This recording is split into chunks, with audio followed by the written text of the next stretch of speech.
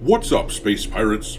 This is your Admiral, the obviously awesome Dr. Disaster, and the gaming community was rocked yesterday by the sudden news that a massive chunk of the Marvel Rivals developers, an entire team based out of Seattle, got the axe.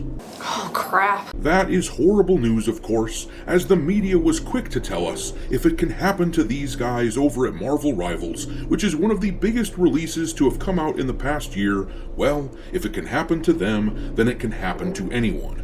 But it turns out that, as usual, the media blew things completely out of proportion. The Seattle team at Marvel Rivals was a tiny chunk of the developers who worked on this game, and their job, from the sound of things, was already finished. So acting like these layoffs is substantial is disingenuous at best. Lies. Oh, lies! At first, the word was that these layoffs included the game director of Marvel Rivals, which would indeed have been extremely strange news, but this didn't seem right to me at all.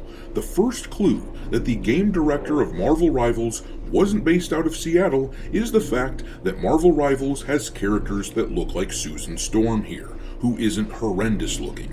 Western studios are incapable of putting out characters like this these days. If Black Widow, as an example, had been designed in Seattle, then there's no doubt in my mind that she would have ended up looking like this. You're ugly!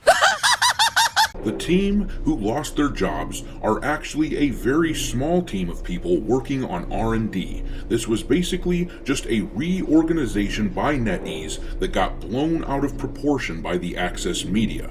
Don't get me wrong, it's sad that people are out of work right now, especially since the game that these people were working on has been so successful. But let's be real here. At a certain point, some developers are brought on to do very specific jobs, and then, after the jobs are completed, they're let go. They're essentially contractors, which is what it sounds like we have going on here. So the question becomes, why did the media make such a big deal out of this? The easy answer is they did it for the sensational headlines and to portray the gaming industry in a way that fits with their worldview, tearing down a game that doesn't conform to their gender ideology. Listen to me now. You disgust me. You disgust everyone.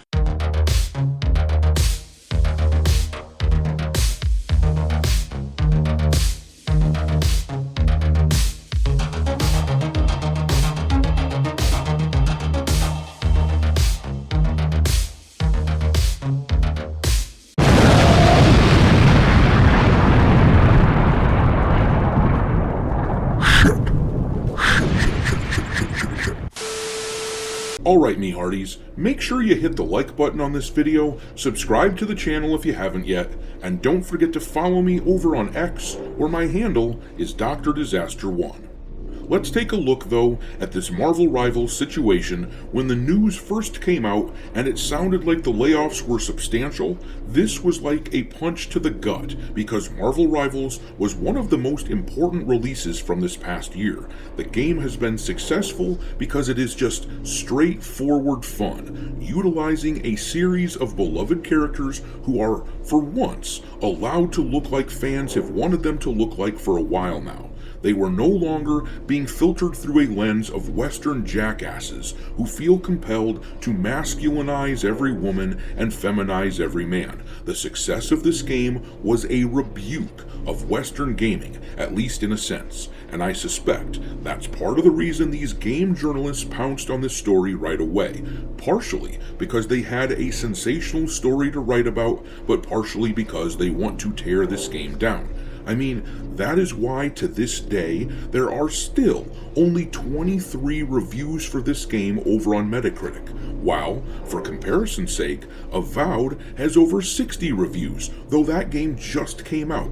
You may remember that back in December we talked about this, how the journalists refused to review Marvel Rivals, how they weren't talking about the game much at all. They despise it for not falling in line with their weird gender ideology and for being made by a Chinese studio that sits out of their exclusive club and sits outside of their influence. It's the same reason they hated Black Myth Wukong. Many of the outlets who pounced on this layoff story spoke more about Marvel Rivals yesterday than they did when the game released. But, as I said, it was blown out of proportion.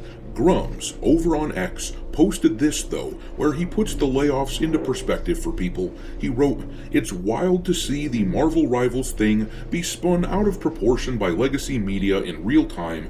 The impact seems far less than they are reporting. Here is what we know. 6 people were laid off from the US division of Netease. This may have been the entire size of the Seattle Marvel Rivals office. 6 is unfortunate, but still a small number compared to the entire dev team on Rivals. Marvel Rivals' core creative director is still there. He does all the game design and vision updates on their YouTube channel. The game director let go from the US office, whose LinkedIn posts you see everywhere, is Thaddeus Sasser. In his own words, on his podcast interview, he states Chen, the creative director, was in charge of the creative vision while he himself handled budgets and manpower. This looks like a simple reorganization and a tiny trim of staff, not the core-shaking development Kotaku and others are trying to make it out to be."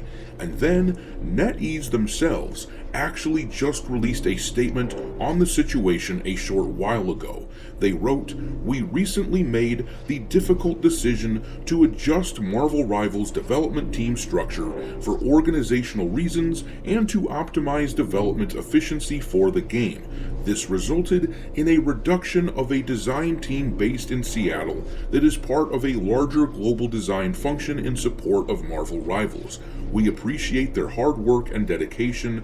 We want to reassure our fan base that the core development team for Marvel Rivals remains fully committed to delivering an exceptional experience. We are investing more, not less, into the evolution and growth of this game. We're excited to deliver new super characters, maps, etc. You get the picture. These guys are not pulling the plug on the game. The sky is not falling. The sensationalist journalism that was on display yesterday was disgusting. They very clearly want this game to be perceived negatively. They want it to be controversial, and the reasons are not hard to decipher. The game journalists have connections with the more traditional studios, people from, say, Ubisoft, Obsidian, BioWare, or Rockstar. They are acquainted with those people, and they want those studios to remain king shit, because if they aren't, then these journalists lose a large chunk of their value. They don't have the same access with these Chinese studios that they do with the Western studios. Once again, these are people, the journalist class, who don't evaluate games based on the quality of the game itself. These are people who use external factors to color their opinions. In other words, they see everything through a lens of the ideology they share with the woke game developers who have infested the gaming industry here in the West. But, suffice to say, Marvel Rivals will continue to be a successful and even dominant product, and these journalists can continue to stew in their dislike of it. But I'm gonna leave it there. Drop your contempt for these game journalists into the comment section below, and we will talk there. Thanks for watching me, Hearties. If you haven't already, your Admiral is inviting you to subscribe to the channel and become a part of the crew. Life as a space pirate may not be glamorous, but there's always plenty of booty.